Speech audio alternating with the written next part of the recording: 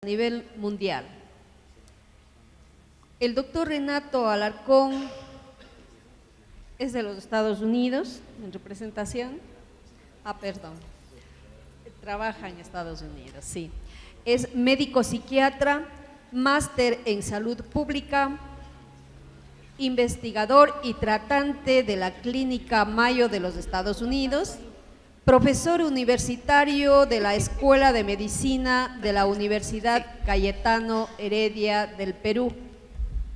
También es otro de los conferencistas magistrales que tenemos el privilegio de tenerlo aquí para que nos dictara su charla, repito, aspectos clínicos y socioculturales de las migraciones a nivel mundial, dictada por el doctor Renato Alarcón.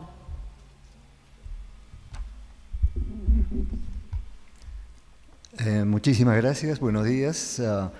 El tema que voy a presentar hoy, en cierto modo, pareciera diferir del contexto central de este congreso.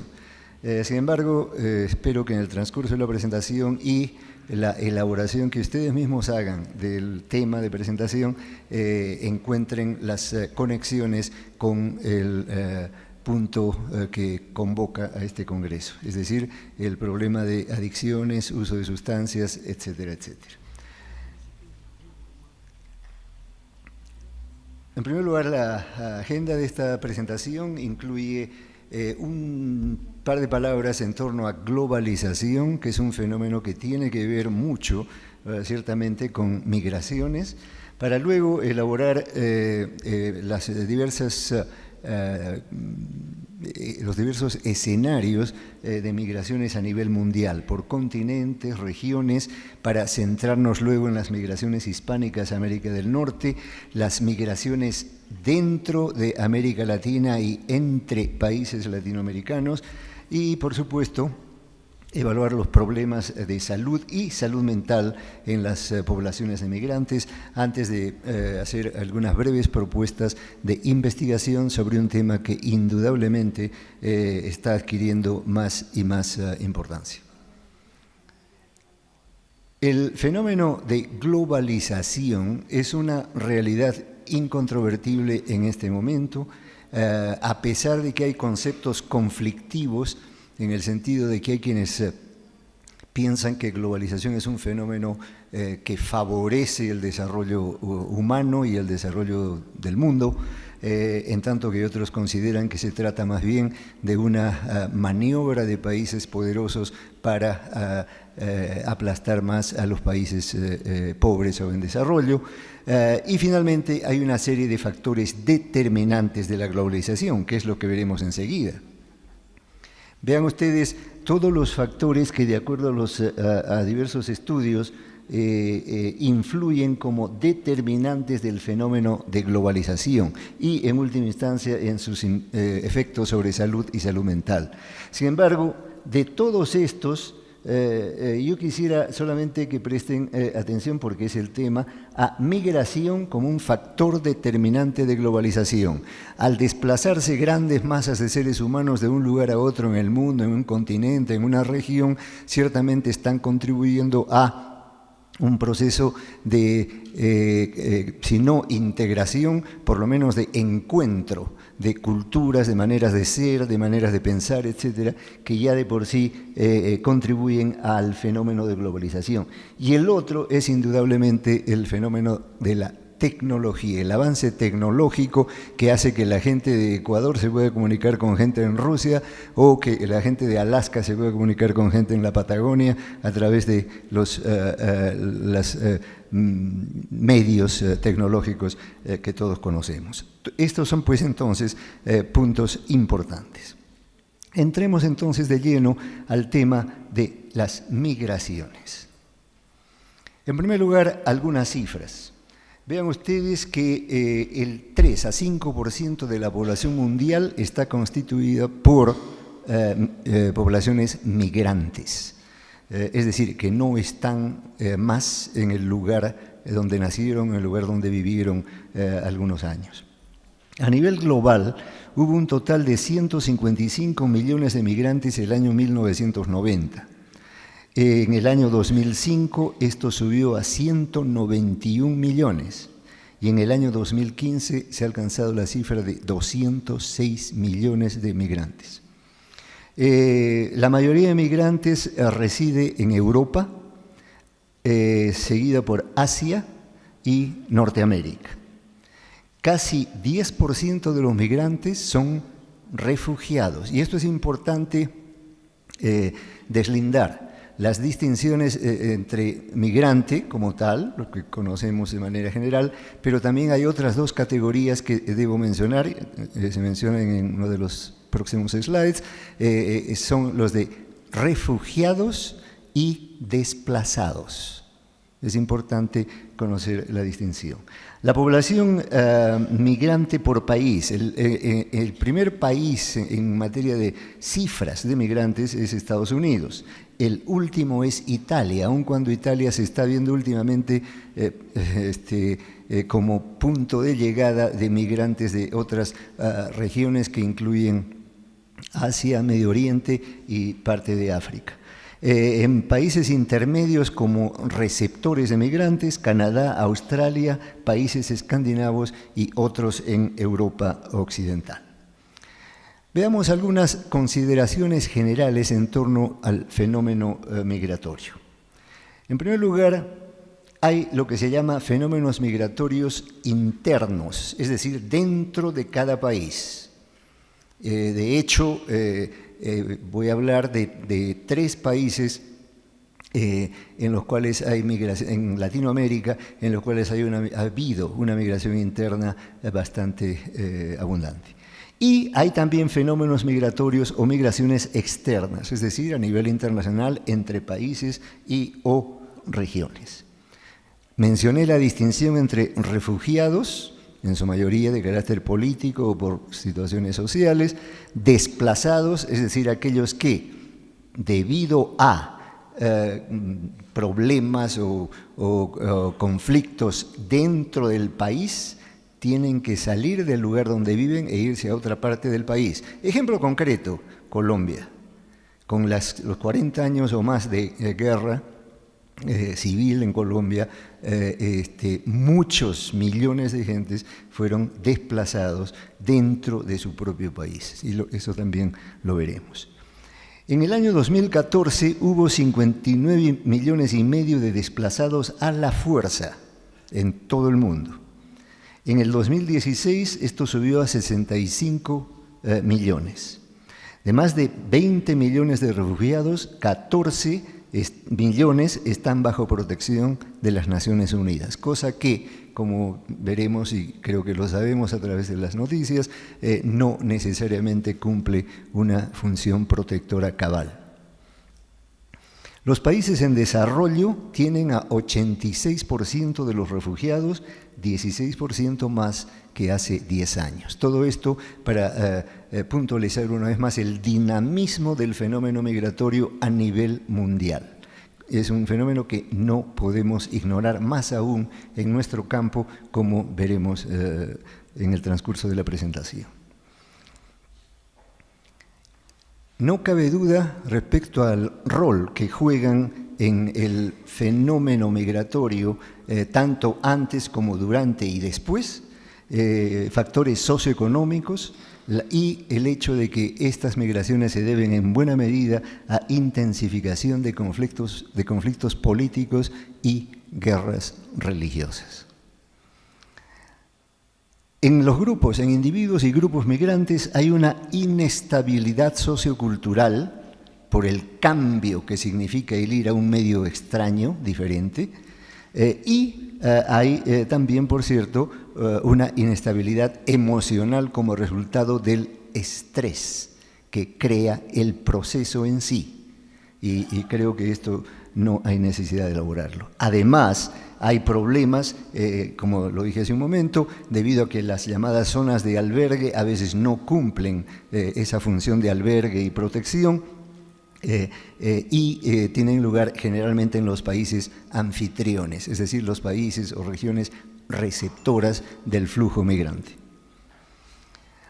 Hay, como resultado de todo esto, una amenaza creciente a la salud y a la salud mental de la población mundial, con una consiguiente presión sobre los sistemas de provisión de servicios. En el mundo, ven ustedes que prácticamente todos los continentes experimentan en una u otra forma el fenómeno migratorio.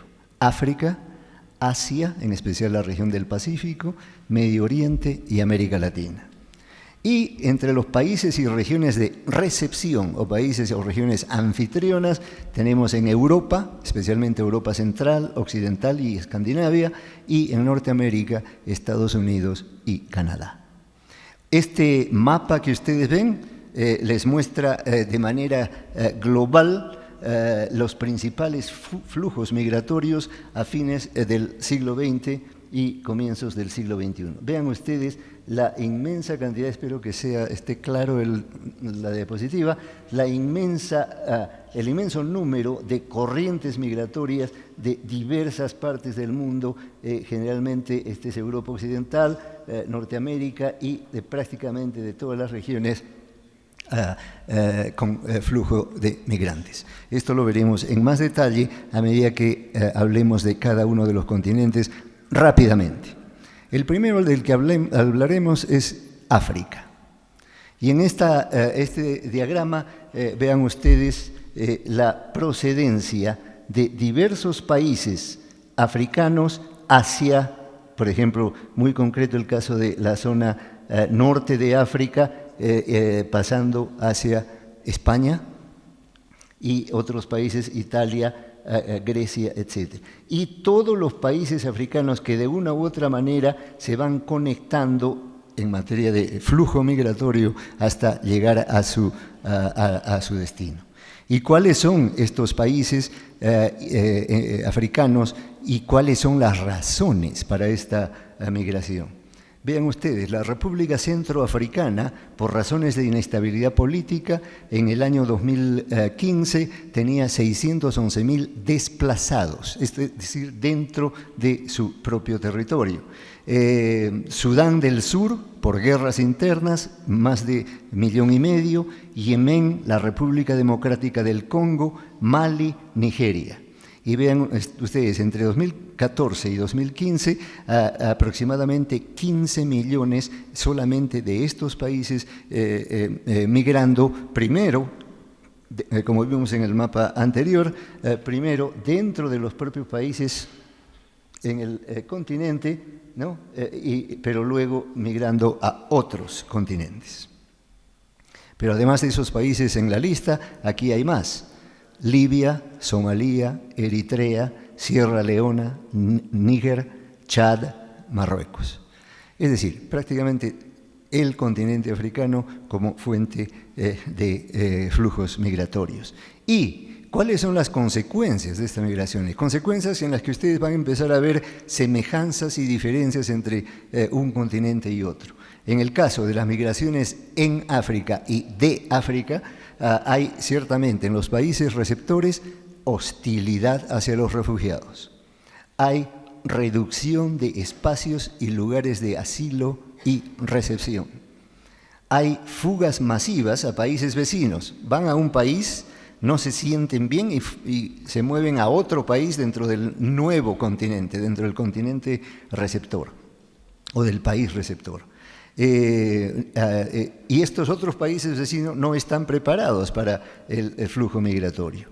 Hay escaso y complicado suministro de alimentos, problemas de salud física, malnutrición, infecciones, mini epidemias y, por supuesto, problemas de salud mental, que se dan a punto de partida de agresividad creciente dentro de los propios migrantes, aislamiento social en relación a la comunidad anfitriona, problemas de conducta que se van desarrollando, quién sabe en base a predisposiciones, quién sabe como resultado único y último de un estrés persistente y, por cierto, psicopatologías declaradas.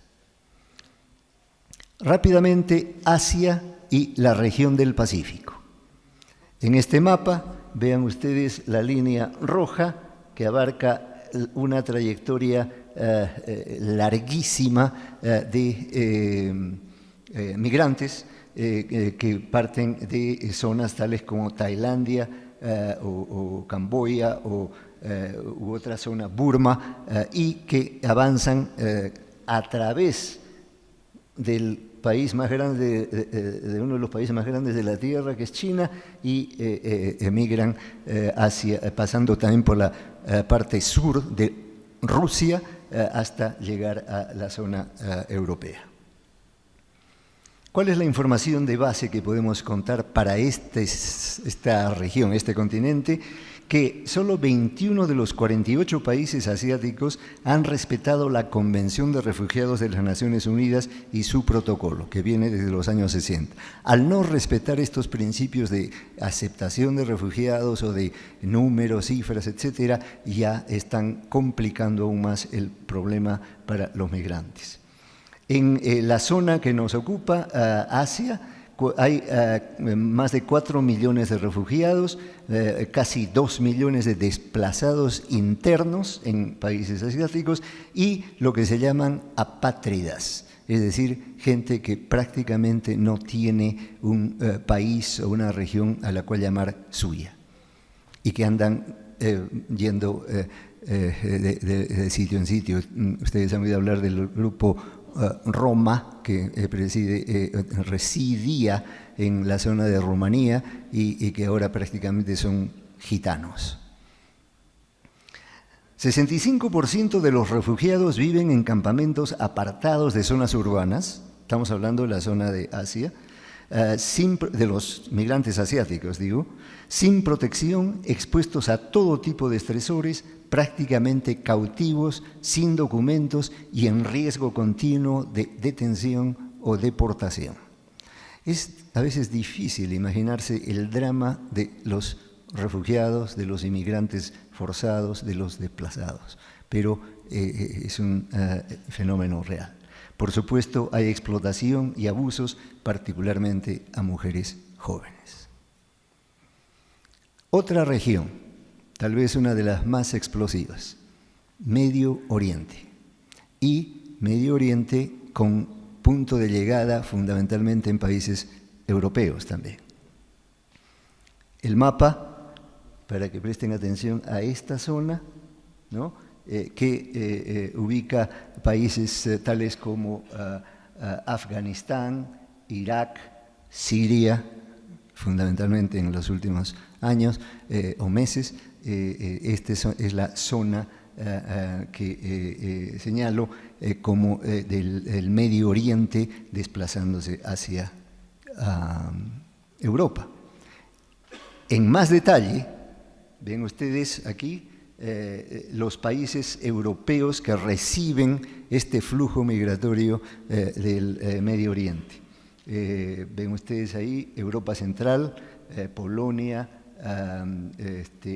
ven Austria, Alemania, que es un país que tiene un buen número de refugiados, por supuesto Francia, España, y enseguida vamos a ver algunas de las reacciones que este flujo está causando. Es bien conocido el drama de los refugiados sirios que no tienen dónde ir, son rechazados de un lugar a otro y presentan con ello una serie de consecuencias en salud y salud mental. ¿Cuál es la situación actual en esta región del Medio Oriente y su flujo migratorio hacia Europa? Europa experimenta el flujo más grande de migrantes a través del Mediterráneo desde la Segunda Guerra Mundial. En el año 2016, más de 380.000 migrantes y refugiados procedentes de África y el Medio Oriente arribaron a las costas del sur de Europa. Otros 3.000 murieron ahogados. Niños y adolescentes en busca de asilo viajan solos desde varios países del Medio Oriente y de otros más distantes, como Afganistán. Hay voces ya en Europa de que la civilización europea va a colapsar como resultado de este flujo de migrantes de otros continentes, gente exótica, extraña. Hay una invasión de inmigrantes que va a desbordar las costas de Europa continental. Por supuesto, ustedes deducen que estas quejas provienen de países como Inglaterra.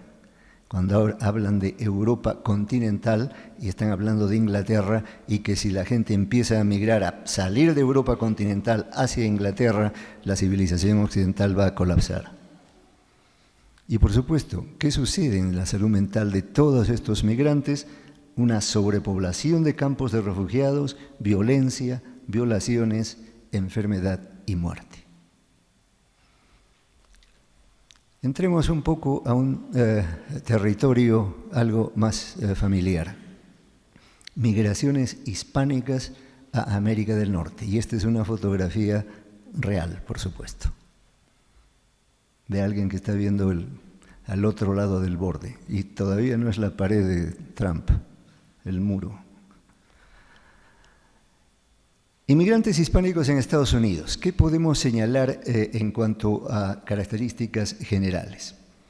Proceden de 21 países, prácticamente todos los países de América Latina. Las razones de la inmigración son de tipo económico, factores políticos y sociales, desastres naturales, razones familiares. Ya hay alguien en la otra parte de América y vamos a ir, y razones profesionales. También hay un buen número de profesionales que migran hacia Estados Unidos o Canadá. ¿Y cuáles son las rutas de inmigración? Podemos decir una ruta legal, la ruta del refugio, la ruta del exilio y la ruta sencillamente ilegal. Vean ustedes aquí un diagrama a punto de partida, por ejemplo, de San Salvador, en este caso América Central, y el avance a través de todo México hasta llegar a los dos de los más conocidos pueblos o poblados norteamericanos, como El Paso en Texas y Nogales en Arizona. Pero hay muchos más, como ustedes saben.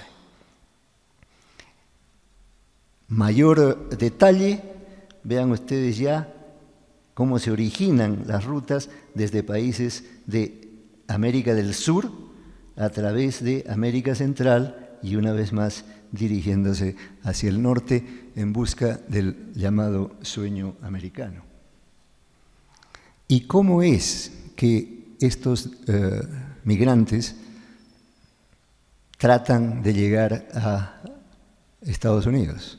Ustedes conocen la Bestia. La Bestia es llamado también el tren del diablo o el dragón.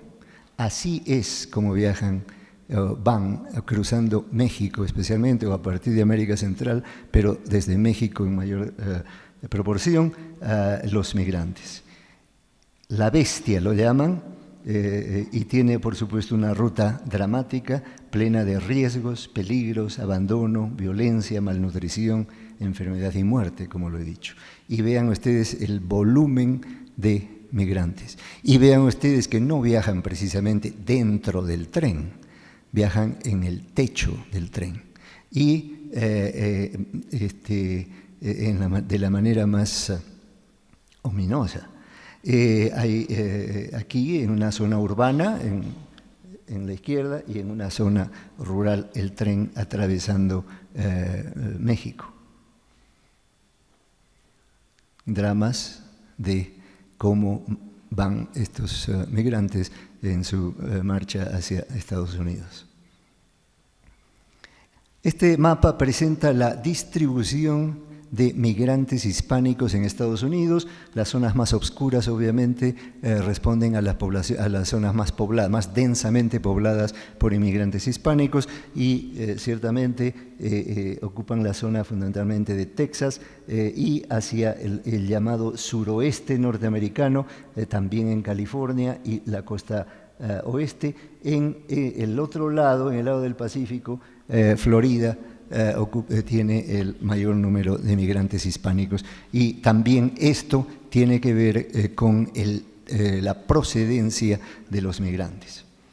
En esta tabla ven ustedes los números y porcentajes de los países latinoamericanos que forman o constituyen la población hispánica en Estados Unidos. Más abundante, sin lugar a dudas, México, con el 64% de los hispánicos siendo de origen mexicano. Después viene Puerto Rico, considerado hispánico, aun cuando ellos son ciudadanos americanos. El Salvador, Cuba, República Dominicana, Guatemala, Colombia, es el primer país, el país sudamericano con población migrante más frecuente. España es un fenómeno interesante, es hispanohablante, por cierto, y en los últimos años ha habido una enorme migración de españoles hacia Estados Unidos, de mayor parte profesionales por razones económicas. Luego viene Honduras. Ecuador es el 1.2% de ecuatorianos en la población hispánica de Estados Unidos, muy parecida a la del Perú. Aquí seguimos con otros países, como ustedes ven. En total hay casi 54 millones de hispánicos en Estados Unidos en el momento actual.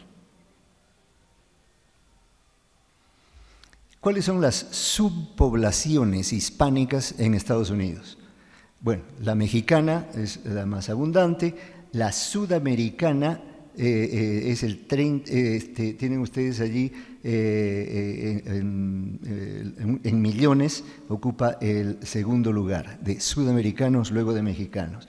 Hay cubanos, 1.8 millones, puertorriqueños, 4.6, América Central, 9.2, caribeños y españoles. O sea, son subpoblaciones, todos hispánicos, ¿no? Y en número diferente. Ven ustedes aquí, no hay tiempo de elaborar, en la tasa de crecimiento, el porcentaje del total de la población hispánica, el nivel de educación secundaria, el porcentaje y la edad media de trabajo en años, la edad en años.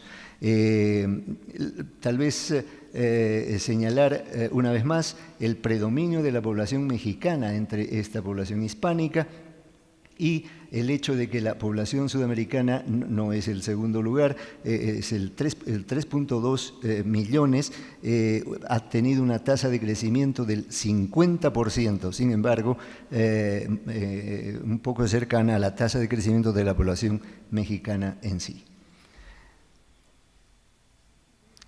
Y de los inmigrantes sudamericanos, lo dije, Colombia ocupa el primer lugar en porcentaje dentro de este subgrupo, casi el 25%, Perú 15.7, Ecuador 14.8. Perú y Ecuador tienen cifras muy similares, después tienen Brasil, Guyana, Venezuela, Argentina, Chile, Bolivia, Uruguay, etc. Esto es también para dar una idea de los países, el orden, la frecuencia, el número de migrantes en Norteamérica. Ustedes saben cuál es el proceso de aculturación, o qué es aculturación.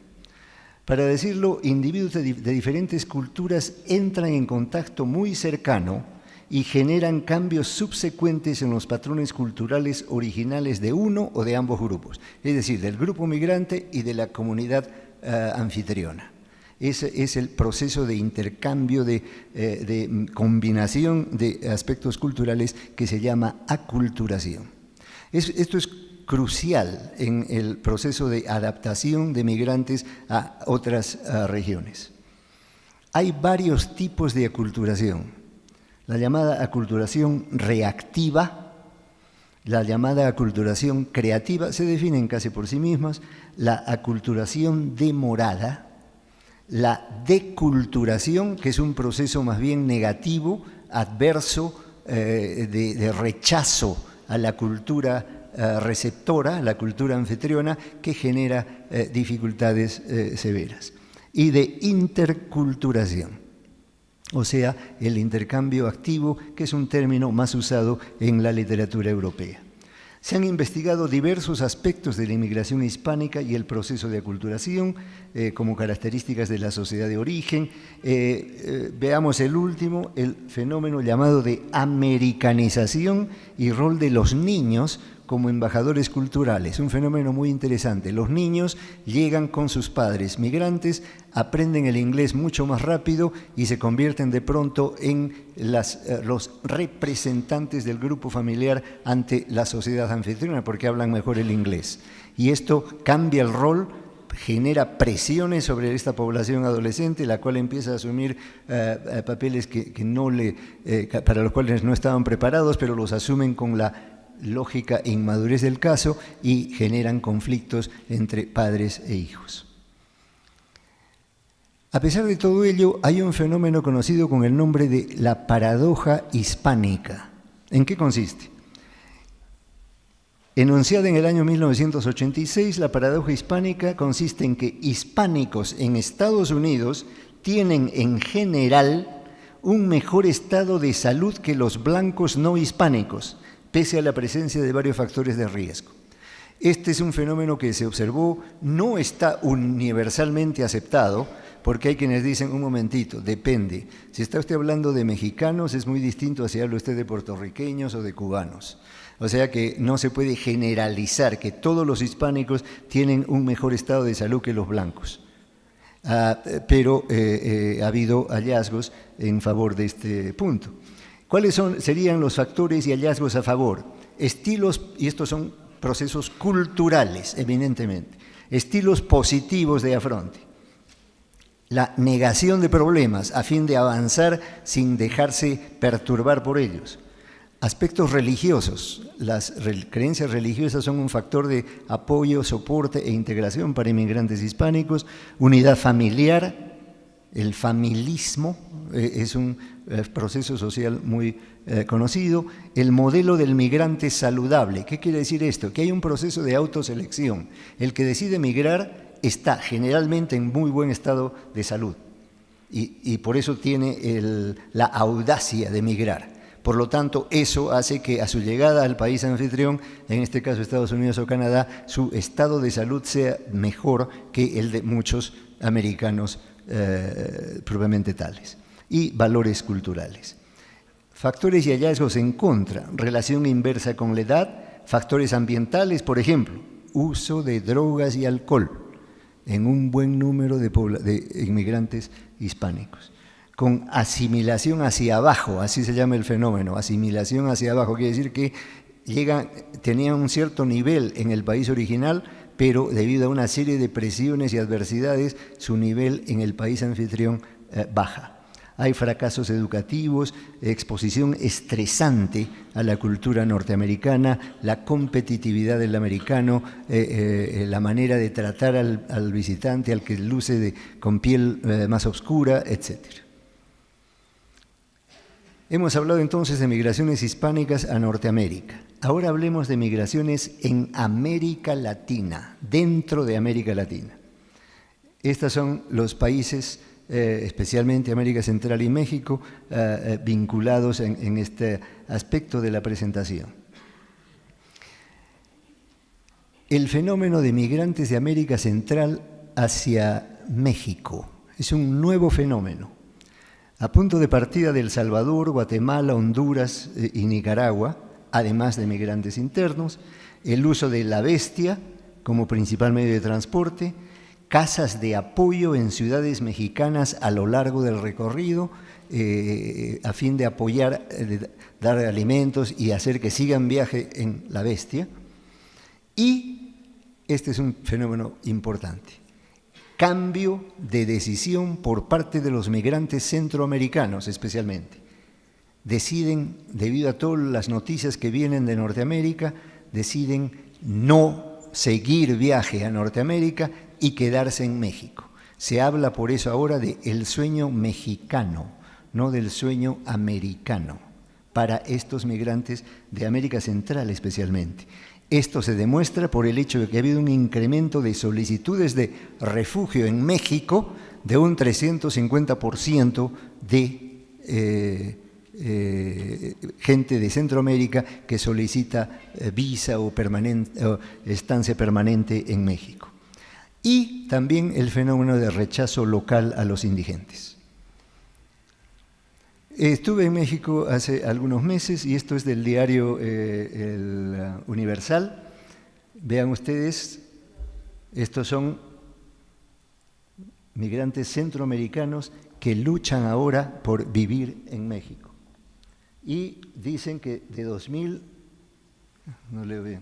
2013 al 2015 las solicitudes de refugio en el país por parte de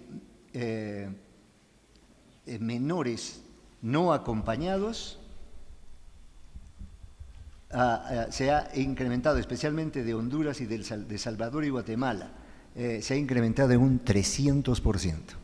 O sea, el cambio del sueño, y esta es la realidad. Pero colonos son los que viven en las colonias mexicanas, o sea, la gente del barrio, de la zona, desdeñan a los migrantes indigentes, los rechazan, y eso está creando pues un problema en México.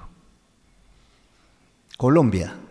Rápidamente, vean ustedes aquí este diagrama, no sé si es posible ver, pero esto señala el récord de desplazados internos en el mundo. El más grande, por supuesto, es el de Oriente Medio, pero el número 2 lo ocupa América, de desplazados internos. Y en Colombia, lo que se ve aquí es los lugares que envían migrantes internos en morado, y las zonas en blanco son las zonas receptoras dentro de Colombia. ¿Y cuáles son las observaciones en el caso colombiano? Algunas de ellas, por supuesto, migrantes internos como resultado del desplazamiento de una guerra civil de casi 40 años por parte de dos grupos guerrilleros, por parte de grupos paramilitares y el gobierno, por supuesto.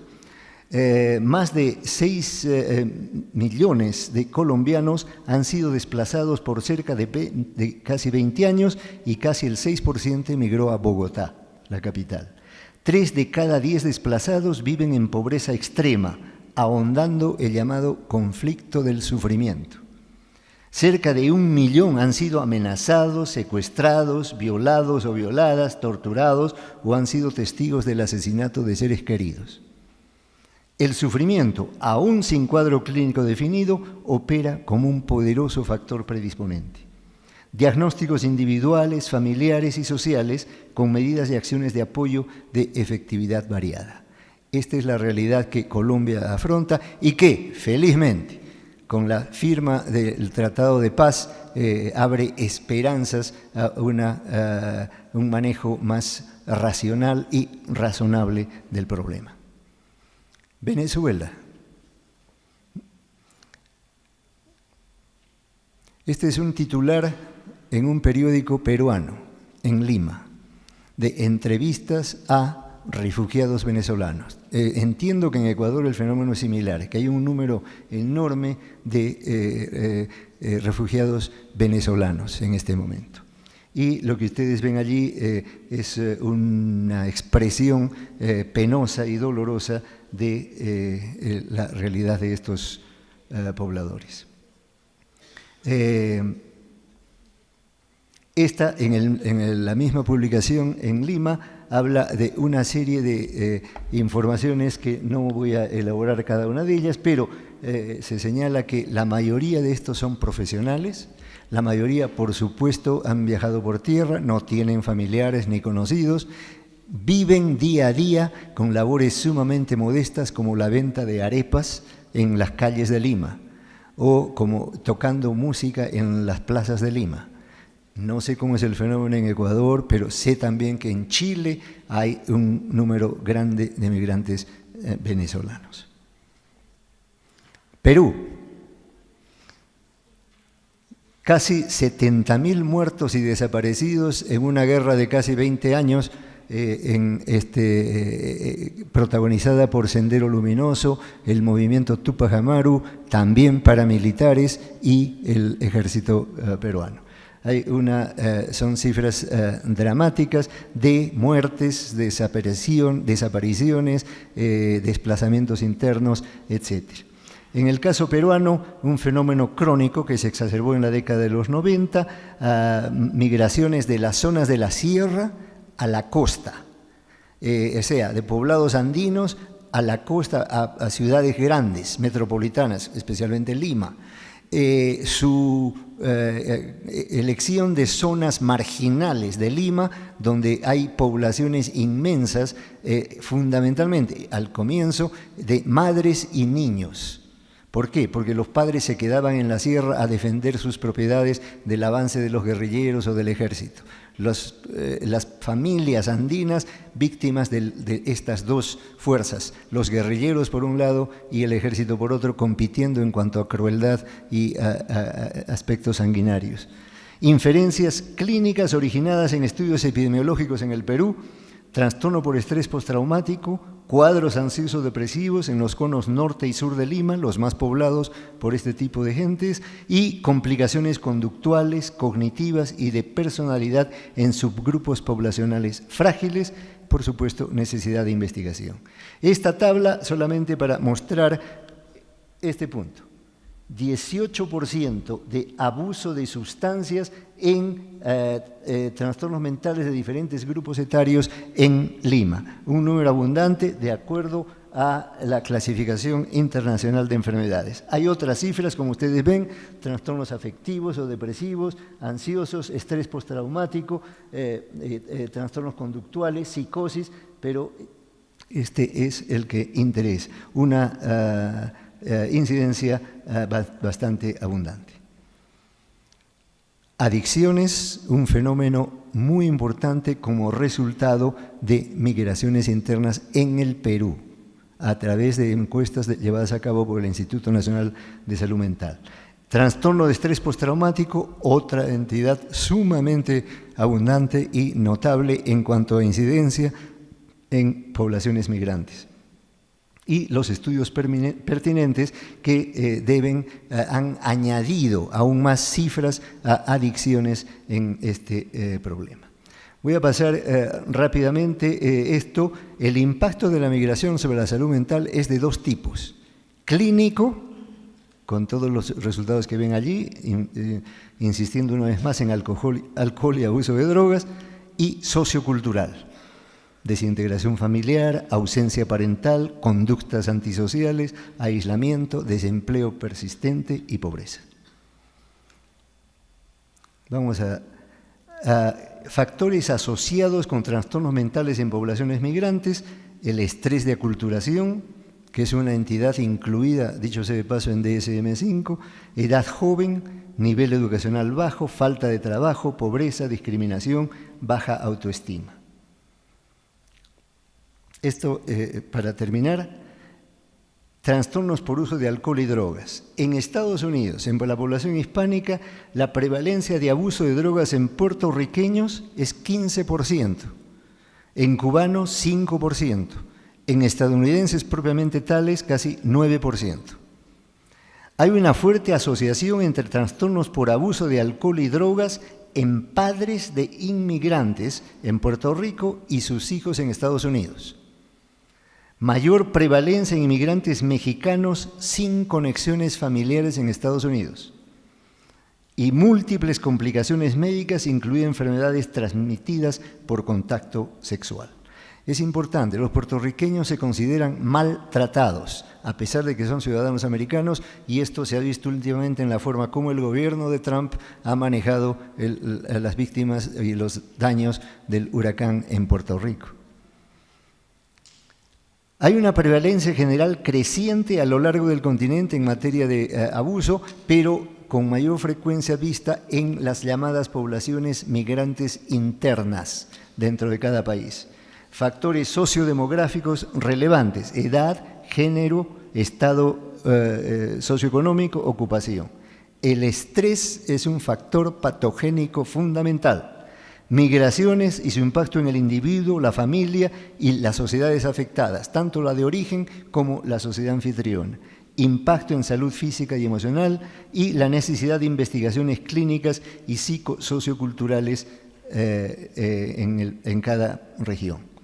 Hay temas de futuras investigaciones que aquellos interesados podemos charlar sobre eso y están allí delineadas, y con todo esto quiero concluir diciendo que la naturaleza psicosocial y el impacto clínico de fenómenos migratorios internos y externos en un mundo globalizado es una realidad innegable, que hay razones variadas y respuestas desiguales de las sociedades anfitrionas, que el estrés es un factor desencadenante de psicopatologías sumamente variadas, dentro de las cuales abuso de drogas, adicciones y alcoholismo juegan un rol sumamente importante.